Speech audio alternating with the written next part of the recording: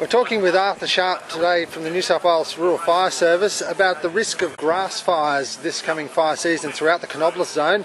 Well, Arthur, how big a concern are grass fires this year? Well, probably a greater concern this year than they have been for the last 4 or 5 years. We've had reasonably good rain coming into the fire season, which of course is excellent for the local crops and so forth, and very good growth.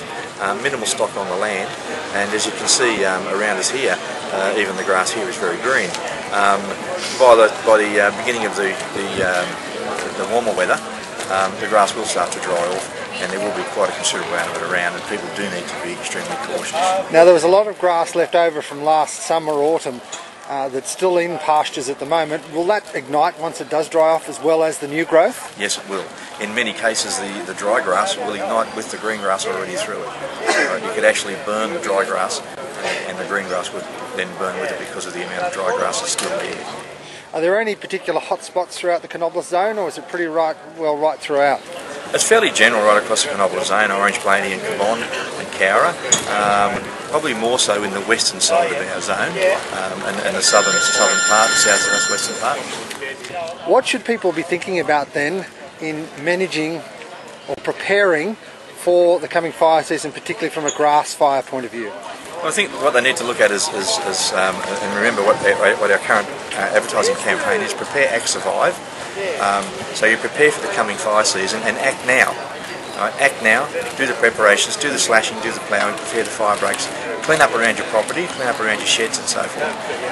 Have all your fire safety equipment ready, ready now, not ready when the fire comes. It must be ready now, right? And then you're ready to act then. And have your plan in place. Do you intend to stay, or do you intend to leave the property? Now, leaving, when should you leave?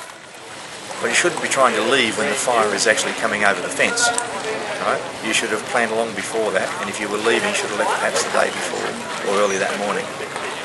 Now, with fire breaks and fire prevention around the house, what should you be thinking about there from a grass fire point of view? Well, ploughed fire breaks around the fences, perhaps. 7 metres, 7 to 10 metres around the fence of an earth fire break, perhaps, would be useful. Clearing all the high vegetation from around your sheds and houses, and of course any waste vegetation that may have been cut down during the year when you're doing the pruning and the gardening and so forth. Now, you say ploughing, but what about mowing it and keeping it short? Is that at least protectable? It is. It is a defendable. The lower the grass in the area around your house, on your lawns and so forth, if you're in a rural area, the lower that grass, the much more defendable it is. And is that generally a goal that you will try and defend property if you have a running grass fire? Well, our primary goal is to protect life, right, and then property, right, and assets and so forth. So our first priority is the protection of life. Hence the prepare, act, survive. Okay, if people follow those instructions and prepare early, there should not be any major issue for them. They will be aware then of what they intend to do. Do they intend to stay and defend their property because they have prepared it, or do they intend to prepare the property and then leave it anyway in the hope that they protect their own life and the property protects itself? If you're going to stay and defend and protect your property, what should you consider then? Well, you should first of all consider that you did prepare a property to defend it. Okay? You should be sure that you have your equipment ready to do that defending, and after the fire has passed, you should be outside immediately looking for the sparks and embers that may have attacked your property.